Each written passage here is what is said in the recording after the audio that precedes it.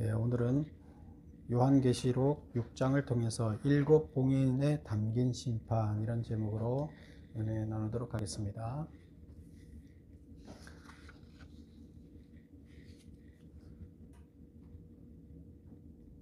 우리는 심판의 종류에 대해서 잠깐 언급을 한 적이 있습니다. 맨 앞 페이지를 한번 보시겠습니다.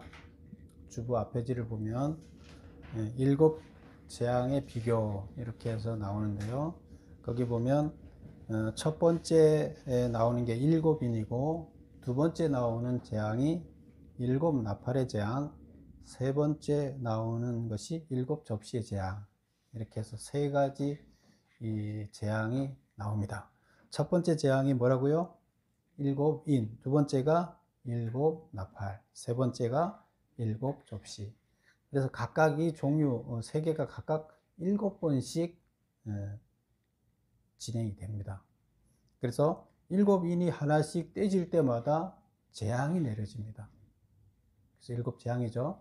그 다음에 두 번째 일곱 나팔이 7개가 한 나팔이 하나씩 부러질 때마다 또 재앙이 내려집니다. 그래서 일곱 나팔의 재앙. 일곱 접시는 접시 7개가 있는데 그 접시가 하나가 접시에 뭐 담겨 있겠죠. 담겨 있는 접시가 부어질 때마다, 뒤집어질 때마다 재앙이 발생해서 일곱 재앙이 발생하게 됩니다. 그래서 우리는 이 재앙들을 총 21개 재앙이 되는데요. 이 재앙들이 뭘 의미하는가? 그는 심판을 의미한다, 이렇게 얘기를 했어요. 심판은 누구에 대한 심판이라고 봤을까요? 로마 제국, 현실의 문제, 현실에 누구를 심판하느냐? 이스라엘 백성들을 괴롭히고 있는, 하나님의 자녀들을 괴롭히고 있는, 박해하는 로마 제국을 징계한다. 그래서 징계함으로 인해서 결국에 로마 제국의 재앙이 내려지게 되는 거죠. 그 재앙이 내려지고 그 재앙을 통해서 그들이 어떻게 돼요? 회복이 되는 겁니다. 로마 제국이 결국 하나님 나라로 회복이 되는 거예요. 그럼 결국 재앙의 목적은 뭐예요? 심판하고 쓸어버리고 끝내자는 게 아니라 로마 제국을, 하나님을 믿지 않는 자들을 심판을 함으로 해서 로마 제국이 하나님 나라로 바뀌는 이런 역사가 일어납니다. 회복의 역사가 일어납니다. 하나님이 함께하고 하나님이 손대시는 곳은 멸망이 아니라 모든 것이 회복입니다.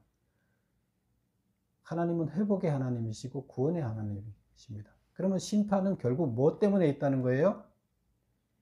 회복을 위해서. 회복이라는 것은 구원을 위해서 있는 겁니다. 가나안 땅에 살던 족속들이 다 심판을 받았죠. 그들한테 이스라엘 백성들이 와서 그들을 다 쫓아내는 심판이 이루어졌어요. 가나안 땅은 회복이 이루어진 거예요. 악으로부터 회복이 일어나는 거예요.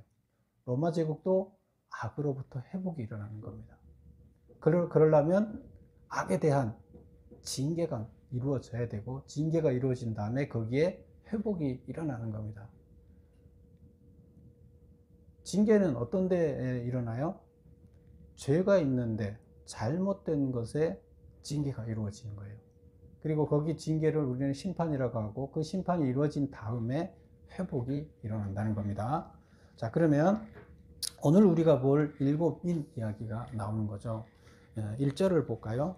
1절을 보면 6장 1절을 보면, 내가 보매 어린 양이 7인 중에 하나를 떼시는데 그때 내가 들으니.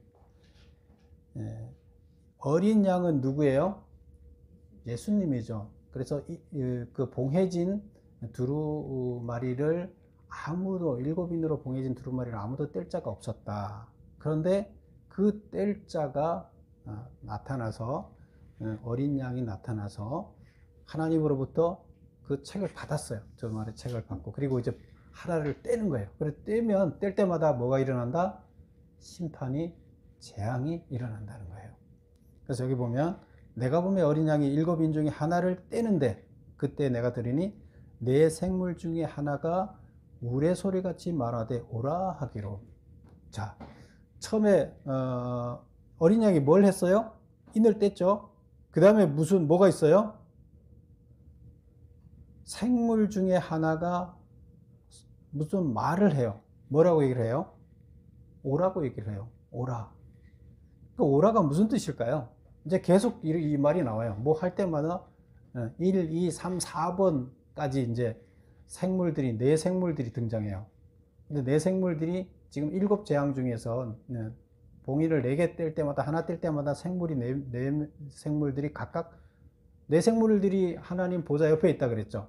그 보좌들이 각각 돌아가면서 오라, 오라, 오라, 오라 한 번씩 하는 거예요. 그게 4번의 오라예요. 근데 여기서 오라가 무슨 말일까? 자, 1번을 한번 보겠습니다. 메모 1번을 보세요. 생물이 왜 오라고 외치는가? 인간이 죄를 짓는다는 것은 하나님에 대하여 거역하는 것이며 동시에 자연의 자생적인 균형을 파괴하는 것이다. 우리가 죄를 짓는다는 것은 하나님의 율법대로 살지 않아서 하나님의 뜻을 거역하는 거예요. 우리 자식들이, 부모들이 원하는 게 있는데 그거를 거역해서 가는 거예요. 사는 거예요. 그게 이제 일단 하나님의 뜻을 거역하는 게 죄예요. 그런데 그 다음에 보면 동시에 자연에 대한 죄라고 얘기했어요. 자연의 어떤 죄요? 자연의 자생적인 균형을 파괴하는 것이다. 자연을 파괴하는 죄가 뭐로부터 발생한다는 거예요? 인간이 죄를 저지름으로 인해서 자연이 파괴된다는 거예요. 자연의 파괴는 결국 인간의 책임이라는 거고, 인간이 죄로 인해서 하나님의 법을 지키지 않음으로 인해서 자연이 파괴된다는 겁니다. 그러면 하나님을 거역하는 거나 자연을 거역하는 거나, 내 자연은 뭐라 그랬어요? 하나님의 신경이라 그랬죠. 하나님을 거역하는, 하나님의 몸이라고, 하나님의 신경인데 하나님의 눈이 있고 하나님의 피부가 있고 하나님의 신경 조직이 다 온 자연 속에 있는데 그 자연을 망치는 것은 곧 하나님을 망치는 거예요. 그렇다 그러면 여기서 자연을 하나님께서 만들어 놓을 때는 자생적으로 모든 것이 스스로 균형을 갖고 자동으로 돌아가게끔 원만하게, 뭐 예를 들어서 나무가 지금 가을에 낙엽이 떨어져 죽는 것 같지만 그 씨가 또 뿌려져서 다시 또 돌아오고, 이렇게 해서 다 자생적으로 순환할 수 있게끔 하나님께서는 자연을 만들어 놨어요. 근데 그 생태계를 파괴하는 것이 죄가 된다는 겁니다. 그래서 두 번째 보면 자연을 회복시킬 자, 자연의 구세주, 하나님의 상속자를 제발 좀 보내주시오 라고 외치는 소리다. 오라는 소리가. 이제 자연이 살아있는 생물로 봤을 때 살아있는 생물이 뭐라고 얘기하는 거예요? 내가 지금 죽을 지경입니다. 내가 지금 자체적으로 순환이 돼야 되는데 순환이 안 돼서 다 썩어서 죽게 생겼습니다. 내 몸을, 죽게 생긴 이 내 몸을 회복시킬 자를 좀 보내주십시오. 이 소리예요. 이게 오라. 근데 그게 누가 해요? 하나님의 아들들이 이 땅은 누가 하는 거예요? 인간의 손을 통해서, 인간을 통해서 이 땅을 이끌어 가신다 그랬잖아요. 그러면 하나님이 하는 것이 아니라 인간을 통해서 하는데, 그 하나님의 일을 대신할 상속자를 통해서 하는데 그 상속자를 좀 보내주십시오. 이 얘기예요. 오라. 상속자여 오라. 상속자여 보내주십시오. 상속자를 보내주십시오. 회복할 자를 보내주십시오. 내 몸이 다 썩게 생겼습니다. 이런 뜻이에요. 인을 떼면 생물이 오라 라고 외쳐야 심판이 시작된다. 인을 뗐잖아요. 인을 떼는 행위가 어린 양이 있었고, 그 다음에 뭐가 있어야지 심판이 시작돼요? 심판이 있어야 뭐가 있어요? 회복이 있다 그랬죠. 그러면 심판은 뭐로부터 시작되느냐? 이 말은 하나님의 심판은 자연을 비롯한 인간의 기도와 탄식에 대한 응답으로 진행된다. 요청이 있어야 된다는 거예요. 하나님의 법이 뭐예요? 우리의 기도를 기다리신다 그랬죠. 기도를 기다리고 있다가 하나님이 우리의 기도를 기다리고 있다가 기도가 하나님이 딱 원하는 기도가 올라오면 그때 그 기도를 받아서 하나님 나라의 벽돌을 하나 쌓는다. 삼각형의 기도를 원하는데 삼각형이 올라오면 바로 쌀 수 있죠. 근데 안 올라와요, 삼각형이. 사람들이 다 사각형 기도만 하는 거예요. 자기 욕심의 기도만 하면 하나님은 삼각형을 원하는데 사각형이 오면 다 버려요. 담을 게 없어요. 쓸 게 없어요. 그런데 삼각형이 올라오면 기뻐서 얼른 갖다 쓰신다 이거예요. 그럼 여기서 지금 오라 하는 말은 무슨 말이에요? 하나님께서 원하는 기도 소리라는 거예요. 하나님께서 원하시는 기도 소리, 그 기도를 받아야, 기도가 있어야 하나님께서 응답하신다는 거예요. 그러니까 봉을 뗐다. 어린 양이 심판을 진행하는 스위치를 눌렀어요. 그러면 이제 기도가 있어야 돼요. 그 기도가 있으면 거기에 대한 응답으로 심판이 시작되는데, 심판을 하기 전에는, 구원을 하기 전에 심판이 있어야 된다는 거죠. 4번 보겠습니다. 인간을 살리기 위해서는 먼저 자연을 살려야 하고, 자연을 살리기 위해서는 먼저 자연을 응징해야 하는 것이다. 인간을 심판하기에 앞서 자연을 먼저 심판해야 하는 것이다. 그러므로 먼저 자연에 대하여 4번의 심판을 하고 난 다음에 인간에 대하여 3번의 심판을 한다. 7심판 중에 4번은 뭐에 대한 심판이라고요? 자연에 대한 심판, 자연에 대한 재앙이에요. 그럼 자연에 대한 징계가 이루어지는 거예요. 회복하기 위해서. 그 다음에 나머지 3번은 인간에 대해서 징계가 이루어지고 인간을 회복시키는 것이 일어납니다. 그럼 결국에 이 심판은 망가뜨리는 것이 아니라 회복하기 위한 것이라 그랬죠. 7번의 징계는 먼저 자연을 먼저 했다는 것은 자연을 먼저 회복하고, 하나님께서 우리 인간을 만드실 때 자연을 먼저 만드셨잖아요. 자연이 회복돼야 인간이 회복되는 거죠. 자연이 다 망가지면 인간이 회복될 수가 없죠. 그래서 인간을 심판하기 위해서 자연을 먼저 심판하는 것이다. 그러므로 자연에 대하여 4번의 심판을 하고 난 다음에, 4번의 인을 띈 다음에 자연에 대해서 심판한 다음에, 그 다음에 3번의 인을 통해서 인간을 심판한다. 그래서 생물이 오라 하고 외치는 소리가 뭐 하는 소리라고요? 제발 우리를 구할 상속자를 보내주십시오, 이 얘기예요. 자, 2번째 문제를 보겠습니다. 그러면 첫째 인을 떼자 흰말이 등장한다. 흰말 탄자는 누구를 상징하는가? 무엇을 예고하는가? 우리 본문을 한번 다시 볼까요? 2절을 보겠습니다. 내가 보니 흰말이 있는데 그 탄 자가 활을 가지고 면류관을 받고 나아가서 또 이기려고 하더라. 흰말이 먼저 등장을 해요. 그리고 그 흰말에 사람이 타고 있어요. 누가 타고 있어요? 탄 사람이 뭘 가지고 있어요? 활을 가지고 있다. 그 다음에 무기죠, 활이. 그 다음에 면류관을 받았다는 것은 싸움에서 이겨서 승자가 돼서 면류관을 받았다는 거예요. 면류관을 받고 또 나가서 또 이기고 또 면류관을 받으려고 하더라, 이런 뜻이에요. 이게 이제 첫 번째 인을 뗐을 때 나타나는 현상이에요. 그럼 이게 무슨 말인가? 흰말이 등장했어요. 그래서 첫 번째 인을 떼자 흰말이 등장했다. 흰말 탄 자는 누구를 상징하는가? 1번 보겠습니다. 본문의 흰말 탄 자는 세상 정복자를 의미한다는 거예요. 그래서 거기 보면 흰말 탄 자가 면류관을 받았다 그랬죠. 근데 그 면류관이 어떤 면류관이냐 하면 승자가 쓰는 면류관이에요. 그래서 그것을 본문의 헬라어 본문으로 보면 스테파노스라고 이렇게 돼 있어요. 우리 말로는 그냥 면류관이죠. 근데 면류관에는 2가지 면류관이 이제 성경에는 나와 있어요. 하나는 스테파노스라는 용어로 쓰여져 있어요, 원문에.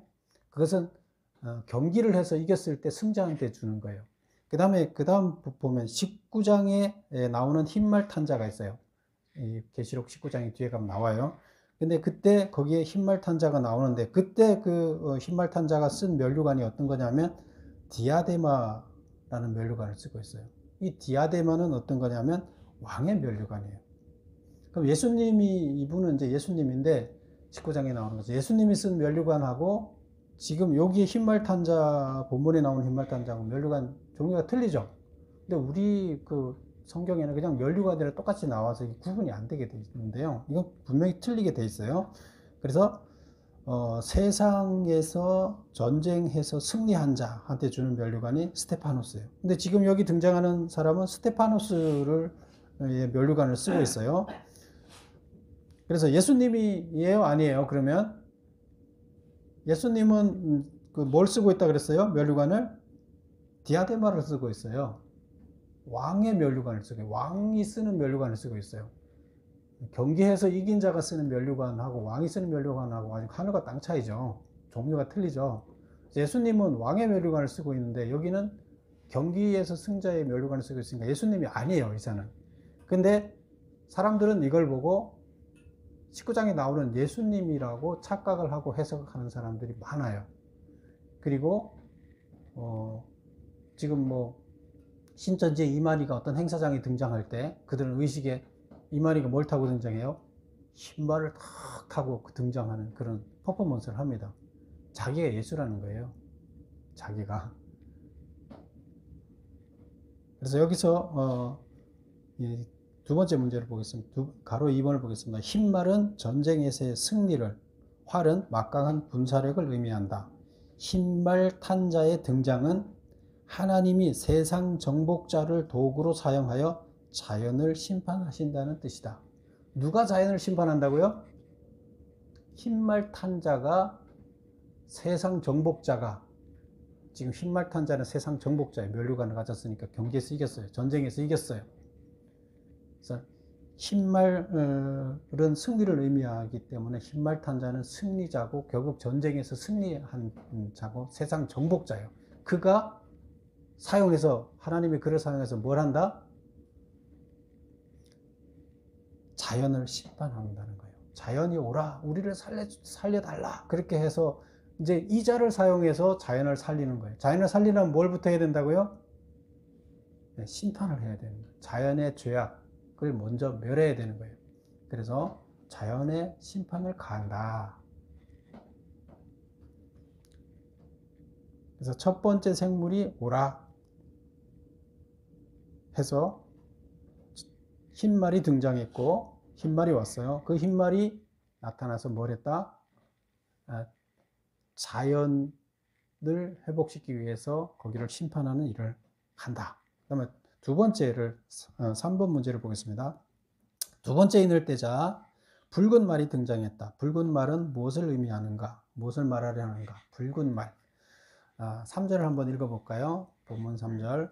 인을 떼실 때에 내가 들으니 둘째 생물이 말하되 오라 하니 이에 다른 붉은 말이 나오더라. 그 탄자가 허락을 받아 땅에서 화평을 제하여 버리고, 붉은 말이 나오는데 그 위에 탄 사람이 뭘 하는가 하면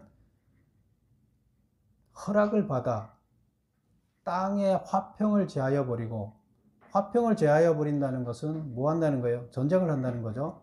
서로 죽이게 하고 또 큰 칼을 받았더라. 첫 번째 흰말은 뭘 의미한다 그랬어요? 승리를 뜻한다 그랬죠. 붉은 말은 피를 뜻하잖아요. 그래서 이것은 전쟁을 의미합니다. 전쟁. 그리고 여기 결국 붉은 말이 전쟁을 의미하는 거니까 탄자가 뭘 한다는 거예요? 전쟁, 땅에서 화평을 제하고 전쟁을 일으킨다는 거예요.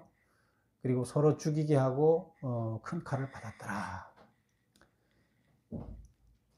가로 1번 보겠습니다. 붉은 말은 전쟁을 상징한다. 붉은 말 탄자의 등장은 하나님이 전쟁이라는 도구를 사용하여 자연을 심판한다는 뜻이다. 자연을 뭘로 심판한다고요? 전쟁으로. 첫 번째는 말탄자는 통해서 뭘로 심판했어요? 세상 정복자를 통해서 세상을 통치하는 세상 정복자를 통해서 자연을 심판했고, 두 번째는 전쟁이라는 도구를 사용해서 자연을 심판했다. 다음 4번을 보겠습니다. 넷째 인을 떼자 등장한 검은 말은 뭘 의미하는가?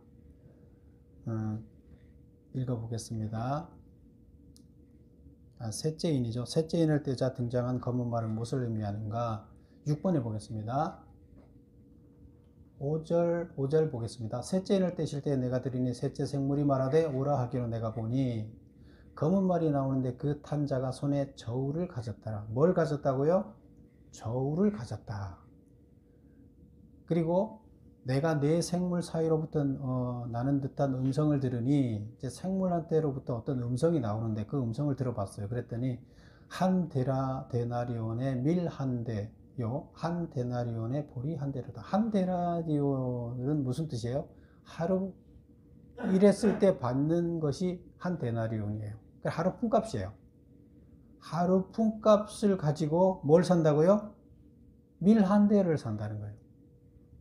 그러면 밀 한 대라는 것은 한 대는 한 사람이 먹는 식량이에요. 그러면 이 주식이 밀인데 한 사람이 하루 종일 일해서 자기가 먹고 살 품값밖에 못 벌어요. 그러면 가족들이 4명이면 3명은 굶어 죽어야 되잖아요. 그쵸? 이게 엄청 어려워졌다는 거예요. 무슨 일 때문에 이런 일이 발생하느냐? 기근을 얘기하는 거예요. 그리고 이제 그 다음 보면 감람류와 포도주는 해치지 말라 하더라. 감람류와 포도주는 나무죠, 나무. 밀은 풀이잖아요. 밀은 가물면 밀은 바로 죽죠. 그런데 감람나무와 포도나무는 좀 가물었다 그래서 금방 죽나요? 땅속에 뿌리가 깊이 들어가 있으니까 금방 안 죽겠죠. 그래서 이것은 죽는데 시간이 좀 걸려요. 그럼 결국에 여기서 감람류와 포도주는 해치지 말라 했다는 것은 가뭄이 와서, 기근이 와서 땅 속에 있는 것까지 습기를 다 제거할 정도의 가뭄은 아직 안 왔다는 거예요.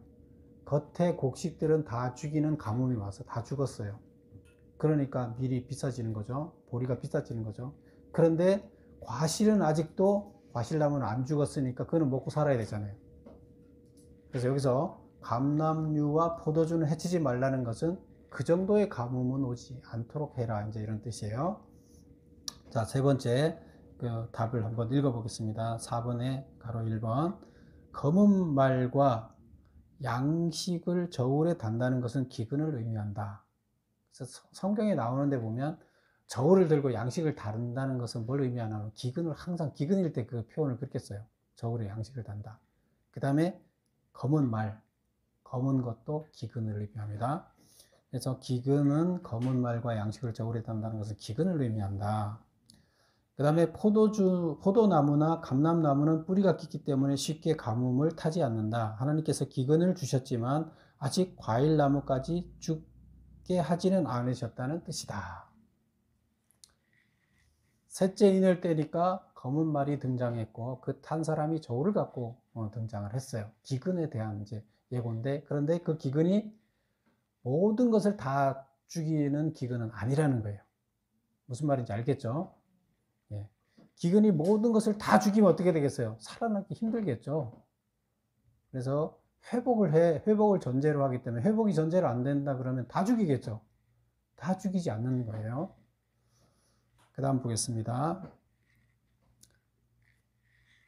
5번 보겠습니다. 넷째 인을 떼자 등장한 청황색 말이 의미하는 것은, 청황색 말, 본문을 읽어보겠습니다. 7절. 넷째 인을 떼실 때에 내가 넷째 생물의 음성을 들으니 말하되 오라 하기로 뭐라 하며 청황색 말이 나오는데 그 탄 자의 이름은 사망이니, 그 청황색 말에 탄 사람의 이름이 사망이래요.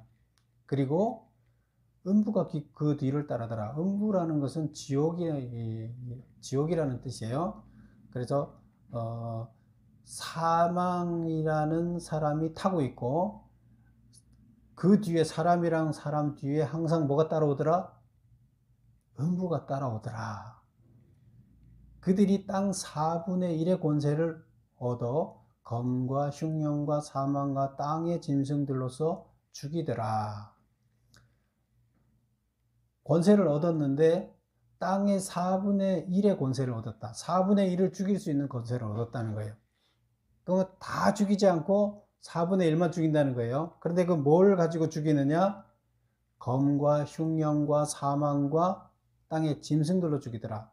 어떤 재앙으로 죽이느냐? 검은 뭐예요? 전쟁을 통한, 이렇게 싸움을 통한 것을 얘기하고, 흉년은 기근이고, 사망은 질병, 그 질병으로 죽는 것을 말해요. 그러니까 전염병으로 죽는 것을 말합니다. 그래서 사망과 땅의 짐승들로부터 메뚜기 떼의 습격이라든가 이런 재앙을 얘기를 하는 거예요. 그래서 성경에 등장하는 4대 재앙이 뭐뭐인가 하면 이 4대 재앙이 이거예요. 뭐예요? 첫 번째, 검, 전쟁. 두 번째, 흉년. 세 번째, 사망. 이건 뭐예요? 질병이라 그랬죠. 전염병 같은 질병. 그 다음에 땅의 짐승으로 인한 재앙, 메뚜기 떼 같은 이게 이제 성경에 등장하는 재앙 4대 도구예요. 재앙의 도구. 5번 보겠습니다. 넷째 인을 떼자 등장한 청황색 말이 의미하는 것은 청황색은 죽음을 의미한다. 말탄 자의 이름이 사망이고 음부가 그 뒤를 따른다고 했다. 그는 땅의 전부가 아닌 4분의 1을 해치는 권세를 받았다. 이들이 가진 무기는 칼과 흉년과 죽음과 짐승이다. 그래서 구약에 하나님이 쓰는 4대 재앙의 도구를 사용해서 죽음을 몰고 가는데 얼마만큼 죽인다? 4분의 1이 이 재앙을 통해서 이제 죽는다. 지금 여기까지 이제 넷째 인을 뗐는데요. 첫 번째, 두 번째, 세 번째, 네 번째까지는 인을 떼자마자 생물이 등장해서 오라 하는 얘기가 나옵니다. 이 얘기는 뭐라 그랬어요? 지금 우리 자연이 훼손되게 생겼으니까, 이게 다 죽게 생겼으니까 이 자연을 회복시킬 자를 보내주십시오 하는 기도예요. 기도라 그랬죠. 자연이 울부짖는 기도예요. 그래서 하나님은 그 자연의 울부짖음을 듣고 그 자연을 구하기 위해서 재앙을 내려서 심판을 하고 회복시키신다. 이런 뜻입니다. 그래서 그 회복시키기 위해서 회복의 전제로서 심판 재앙을 내리는데 그 재앙이 어떤 수단들을 통해서 그 재앙을 내리느냐? 첫 번째는 뭐였어요? 첫 번째는 세상 정복자를 통해서 도구를 사용한다는 거예요. 두 번째는 도구를 뭘 사용하셨어요? 전쟁이라는 도구를 사용했고, 세 번째는 무슨 도구를 사용했어요? 기근이라는 도구를 사용했고, 네 번째는 무슨 도구? 죽음이라는 도구를 사용했어요. 그래서 이 네 가지 도구를 사용해서 자연을 심판하고 심판한 후에 회복시키려고 하신다. 이런 뜻입니다. 그래서 이게 4대 1번부터 4번째까지 봉인이 이제 풀어지고 재앙이 내려졌습니다. 그러면 이제 5째부터 나오는 것은 뭐에 대한 재앙이라 그랬어요? 5, 6, 7은 자연이 아니라 사람에 대한 이제 재앙이 내려진다. 이제 이렇게 얘기를 했죠. 그럼 5번째를 보겠습니다. 6번. 5째 인을 떼자 순교자들의 영혼이 제단 아래에 있다는 것은 무엇을 의미하는가? 순교자들이 영혼이 절규한 내용은 무엇이고 그 수치가 차기까지 하라는 말은 무슨 뜻인가? 이거 본문을 읽어봐야 무슨 말인지 알겠죠? 9절을 보겠습니다. 5째 인을 떼실 때에 내가 보니 하나님의 말씀과 그들이 가진 증거로 말미암아 죽임을 당한 영혼들이 제단 아래 있어 큰 소리로 불러 이르되. 자, 1번부터 네 번째 인을 뗐을 때는 누가 소리를 외쳤어요? 짐승, 자연이 소리를 외쳤어요. 우리 구해 주십시오 하고 외쳤죠. 지금 5째 인을 뗐을 때는 누가 외친 거예요? 죽임 당한 영혼들. 누구예요? 순교자들이죠. 억울하게 순교당한 이 영혼들이 소리를 쳐요. 제단 아래에서 큰 소리로 불러 이르되 기도 드리는 거죠. 거룩하고 참되신 대주제여 땅에 거하는 자들을 심판하여 우리 피를 갚아주지 아니하시기를 어느 때까지 하시려 하나이까 하니. 이게 무슨 뜻이에요? 빨리 심판해 주십시오 이런 뜻이잖아요. 이 얘기는 뭐예요? 심판은 뭘 전제로 한다고요? 구원. 하나님 언제까지 그냥 지켜만 보고 계십니까? 빨리 구원해 주십시오. 구원하기 위해서 빨리 심판을 먼저 시행하시고 심판을 하시고 구원을 일으켜 주십시오. 이 뜻이에요. 무슨 기도를 한다? 구원해 달라는 기도를 한다. 근데 여기서는 그 말을 이렇게 제단 아래에서 외치는 자, 땅에 거하는 자들을 심판하여 우리 피를 갚아주지 아니하겠습니까? 문자적으로는 우리를 괴롭히는 자들을 죽여주십시오 이렇게 기도하는데, 이 기도의 뜻이 무엇이다? 구원해달라.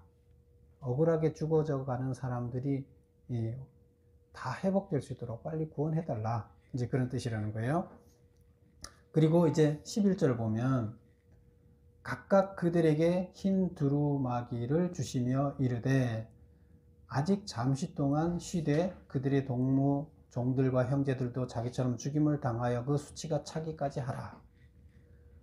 더 많은 사람들이 죽어야 된다. 너도 억울하게 순교했지 않느냐. 앞으로 너 동무들이 더 순교를 해서 수가 차야 된다는 거예요. 누가 그 얘기를 하는 거예요? 각각 그들에게 흰 두루마리를 주시며 이르되, 누가 그렇게 하는 거예요? 어린 양이 그렇게 하는 거죠. 각각 그들에게 흰 두루마리를 주시며 이르되, 흰 두루마리를 준다는 것은 뭐예요? 순교자다. 결국 너희들은 하나님 앞에 정결함을 받은 자다. 고귀함을 받은 자다. 그런 뜻으로 흰 옷을 주는 거예요. 깨끗한 자다. 하나님 앞에 인정해 주는 거죠. 그러면서 좀 쉬어라. 기다려라. 지금이 아니다. 너희 같은 사람들이 더 늘어나야 된다. 그러니까 좀 기다려라. 이렇게 얘기를 하는 거예요. 자, 그러면 6번 읽어보겠습니다. 순교자들의 피가 하나님께 특별한 제물로 드려져서 제단 아래 부어졌다는 뜻이다. 뭐가요? 순교자들의 영혼이 제단 아래에 있다. 이런 말은 무슨 뜻이냐면, 우리 제단하면 구약에서 동물을 잡아서 제단에 드리잖아요. 양이나 소나 잡아서 번제단에 드렸잖아요. 그때 피를 어디다 뿌려요? 그 번제단에다가 피를 뿌려요. 피를 뿌렸는데 그 피는 희생의 피예요. 생명의 피죠. 그 피가 뿌려짐으로 인해서 제사 지리는 사람이 하나님 앞에 가서 예배를 드리는 사람들이 제물로 그걸 드려서 걔가 죽음을 해서 나는 살죠. 내 죄를 대신 지고 그들이 죽었기 때문에. 그래서 그 피는 누군가를 살리는 희생의 피예요.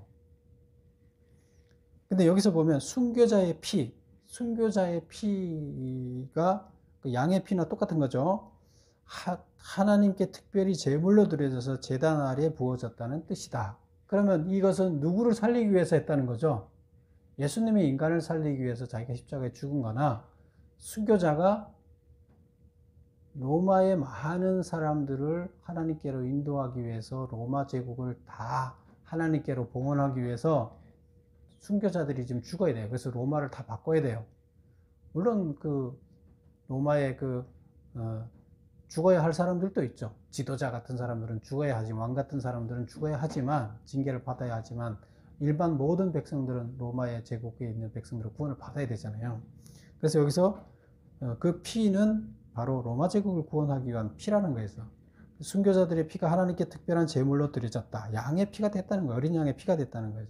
그래서 그 제단에 뿌려졌다는 얘기가 되는 거고요. 그 다음에 순교자들의 영혼이 절규한다 그랬잖아요. 절규한다는 얘기가 뭘 절규한다 그랬어요? 언제까지 이들을 안 죽이고 놔둘 겁니까? 빨리 죽여주십시오. 이제 이런 심판해 주십시오. 이런 얘기였잖아요. 근데 그게 무슨 말이냐면, 이 세상에서 악마의 권세가 속히 사라지고 하나님 나라가 임하게 하소서. 이 기도예요. 하나님 구원이 이루어져서 하나님 나라가 속히 이루어지게 하소서. 로마 제국이다 하나님 나라가 이루어지게 하소서. 속히. 이 기도예요. 하나님께서는 그 기도에 봉인이 떼어지면, 심판이 주어지면, 그 기도가 이루어지면 그때 그 기도를 하나님께서는 듣는다 그랬죠. 그 절규는 기도예요. 그 기도를 듣고 이제 실행을 하신다는 거예요. 심판을. 3번 이 땅에 하나님 나라가 임하고 죄악이 물러가려면 성도들의 눈물과 희생과 염원의 양이 차야 한다는 뜻이다. 이게 뭐에 대한 답이에요? 그 수치가 차기까지 하라. 수치가 차야 된다. 순교자의 수치가 차야 된다. 그게 뭐냐?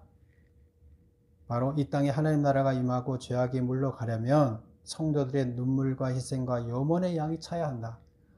뭐 그냥 혼자 저 구석에 있는 한 명이 해갖고 되는 것이 아니라 그 양이 충분히 찼을 때 역사가 일어난다는 겁니다. 하나님의 응답이 일어난다는 겁니다. 그 다음 7번 보겠습니다. 여섯째 인을 떼자 천지개벽이 일어난다. 천지개벽은 무엇을 의미합니까? 자, 12절을 한번 볼게요. 내가 보니 여섯째 인을 떼실 때에 큰 지진이 나며 해가 검은 털로 짠 상복같이 검어지고 달은 온통 피같이 되며 하늘의 별이 무화과가 대풍에 흔들려 설익은 열매가 떨어지는 것 같이 땅에 떨어지며 하늘은 두루마리가 말리는 것 같이 떠나가고 각 산과 섬이 제자리에서 옮겨지매. 자, 여기까지가 이제 천지개벽이 일어나는 소리예요. 그 현상이에요. 천지개벽이 어떻게 일어나나 다시 한번 정리해 볼게요. 어떤 게 첫 번째가 큰 지진이 지나가며, 첫 번째가 뭐예요? 지진이 지나갔죠. 그 다음에 해가 검은 털로 짠 상복같이 검어지고, 해는 원래 빛이 나야 되잖아요. 해가 검어지면 빛이 사라졌다는 거예요. 그 다음에 달은 온통 피같이 되며, 달도 빛을 내는 거잖아요. 근데 좀 해보다는 좀 붉은 빛을 내죠. 그런데 이제 완전히 온통 붉은 피가 됐다는 것은 빛을 잃었다는 거예요. 해와 달이 어떻게 됐다고요? 빛을 잃었다요. 해와 달은 빛을 내야 되는데 빛을 잃었어요. 지진이 일어나고 해와 달이 빛을 잃었고, 그 다음에 하늘의 별들이 무화과 나무가 대풍에 흔들려 설익은 열매가 떨어지는 것 같이 땅에 떨어졌다. 과일들이 태풍이 와가고 떨어지듯이 별들이 우수수 떨어져 버렸다는 거예요. 이 얘기는 무슨 얘기예요? 이 해와 달이 빛을 잃으면 해가 빛을 비춰야 별이 빛날 거 아니에요. 떨어졌다는 얘기는 별들이 다 빛이 없어졌다는 거예요. 태양이 빛을 잃는데 별이 어떻게 빛나요? 결국 해와 달과 별들이 다 어떻게 됐다는 거예요? 빛을 잃었다는 거예요. 사라졌다는 겁니다. 지진이 일어나고 해와 달과 별들이 빛을 잃었다. 그런 얘기고, 그 다음에 하늘은 두루마리가 말리는 것 같이 떠나가고, 왜 이렇게 하늘에 뭐 양탄자를 타고 이렇게 간다고 했을 때 양탄자가 펴져야 이렇게 쫙 펴져 있어야 되는데 이게 다 말려갖고 가는 그런, 두루마리가 말려서 하늘이 사라지는 거예요. 두루마리가 말렸다는 게 펴져 있어야 하늘이 있는데 그 하늘이 말려버렸어요. 두루마리처럼 쭉 말려버렸으니까 하늘이 사라졌다는 거예요. 그 다음에 각 산과 섬이 제자리에서 옮겨졌다. 그래서 천지가 개벽이 일어났다. 온 세상이 다 요동치게 됐다. 결국 우리가 살고 있는 지금 이 세상에 만물들이 변화가 일어났다는 거예요. 이게 무슨 뜻일까요?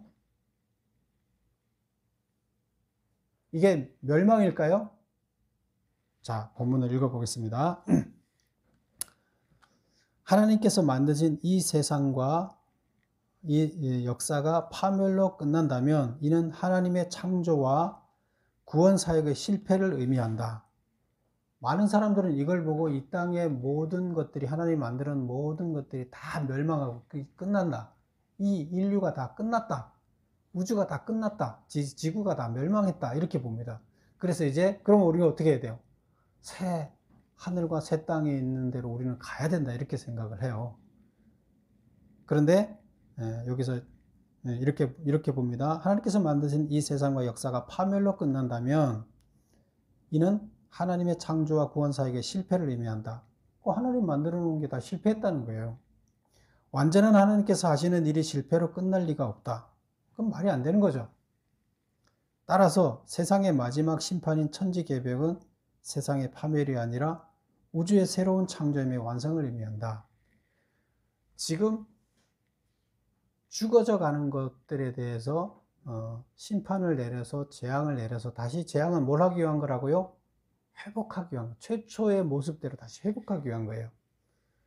개벽이 일어난다는 것은 회복이 일어난다는 겁니다.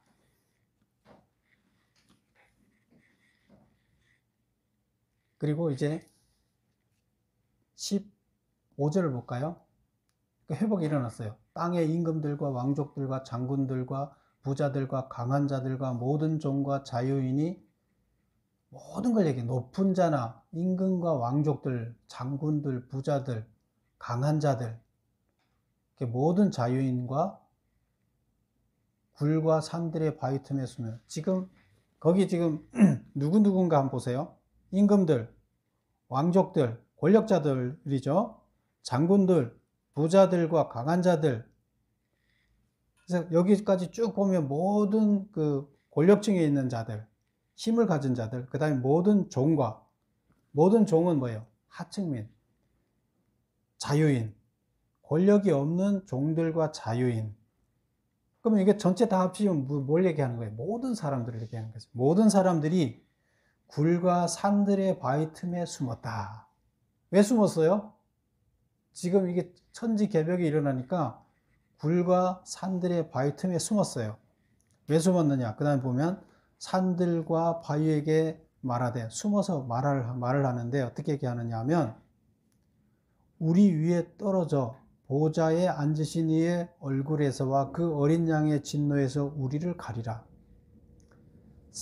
산과 바위한테 뭐라고 말을 하냐면, 이 바위야, 이 산아, 내 얼굴에 떨어져라. 내가 지금 숨어있는 네 얼굴에 떨어져서, 우리 위에 떨어져서 보좌에 앉으신 이의 얼굴에서와 그 어린 양의 진노, 하나님의 얼굴과 어린 양의 진노로부터 우리를 가려달라. 이렇게 얘기를 해요. 그럼 뭐가 두려운 거예요? 하나님의 진노가 두려운 거예요.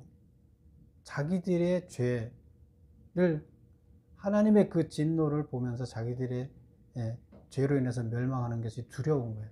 돌이 자기 얼굴에 떨어지는 게 두려운 것이 아니라 하나님의 진노를 대하는 것이 두렵다는 거예요. 차라리 돌이 떨어져서 나를 짓눌러라. 하나님의 진노로부터 그래서 나를 가려라. 이렇게 얘기를 하잖아요. 돌이 떨어지면 안 죽어요? 죽잖아요. 그런데 그게 차라리 낫다. 17절. 그들의 진노의 큰 날이 이르렀으니 누가 능히 서리요 하더라. 자, 오늘 보면 그 자연을 멸망시킬 때 다 멸망시켰나요? 예. 다시 우리 첫 번째 페이지로 가봅니다. 거기 보면 일곱인 보면 4번에 보세요. 동물 네 번째 재앙에 동물 4분의 1이 죽었다. 그렇게 나오죠. 그 다음에 일곱 나팔을 보세요. 이제 첫 번째 일곱인의 재앙이 있었고, 두 번째 일곱 나팔은 보면 빨갛게 써놓은 게 몇 분의 몇이에요? 땅의 3분의 1, 바다의 생물의 3분의 1. 여기는 다 숫자가 뭐예요? 3분의 1이에요. 3분의 1이 더 커요? 4분의 1이 더 커요? 죽은 게 어디가 더 많아요? 3분의 1이 더 많은 거예요? 4분의 1이 죽은 게 더 많은 거예요? 대답을 못해요. 산수 못해요? 4분의 1은 4개 중에 하나가 죽었다는 거고 3분의 1은 3개 중에 하나가 죽었잖아요. 그러면 일곱 나팔의 재앙은 더 많은 게 죽었다는 거예요. 그쵸? 그 다음에 일곱 접시에 가보세요. 빨간 걸로 어떻게 돼 있어요? 모든 생물 전멸. 그러면 점점 재앙이 갈수록 죽는 숫자가 늘어나죠. 자, 첫 번째 그 재앙은 좀 약하고 두 번째 재앙은 더 세고 세 번째 재앙은 더 강하다. 이제 이런 의미가 되는 거예요. 첫 번째 재앙은 경고성이 그만큼 강하고 두 번째 더 강하고 마지막에는 이제 완전히 재앙이 내려진다. 이제 이런 의미가 되겠습니다. 그래서 오늘 보면 우리가 여기서 봤을 때 재앙은 뭘 전제로 한다? 구원을 전제로 한다. 심판은 구원을 전제로 한다. 구원하기 위해서 하는데 그 구원을 하기 위해서는 먼저 자연부터 구원을 해야 되는데 이 인간이 살고 있는 환경부터 구원을 해야 되는데 그 환경은 구원하기 위해서는 자연의 생물들이 먼저 우리를 구해 주시오 하고 이제 내 생물들이 외쳐서 거기를 구원해 주는 이야기가 나오고, 그 다음에는 순교한 자들, 인간들이 구원해 주십시오 외치는 소리가 나온다. 그리고 이제 일곱째 재앙은 7장에서 나옵니다. 일곱 번째 재앙은 7장에서 나오는데, 그래서 14만 4천이라는 숫자와 아울러서 일곱 번째 재앙이 내려지는 것은 다음 장에서 보겠습니다. 그래서 우리는 분명히 기억해야 될 것은 재앙은 뭐를 전제로 한다? 구원을 전제로 한다. 그래서 구원을 전제로 하는 심판이다. 그리고 그것은 누구의 기도를 통해서 이루어진다? 예. 이 땅에 있는 자연의 울부짖음을 통해서 우리 구해 주십시오. 또 핍박을 당하고 있는 성도들이 하나님 나라를 회복시켜 주셔야 하는 기도를 통해서 이루어진다. 이것이 없다면 심판이 이루어지지 않고 구원이 이루어지지 않는다. 결국 우리가 구원을 이루려면, 이 땅에 하나님 나라를 완성해서 이루려면 우리가 뭘 해야 된다? 우리가 울부짖어야 된다. 기도해야 된다는 거예요. 우리의 심정이 하나님의 심정으로 같아져야 된다는 겁니다. 그것을 이야기하고 있습니다. 여러분들은 하나님 나라를 완성시키기 위해서, 구원의 대열에 서기 위해서 하나님의 심판이 이루어질 수 있도록 요청하는 자들이 되어야 되겠습니다. 기도하겠습니다. 아버지 하나님, 오늘도 주님께서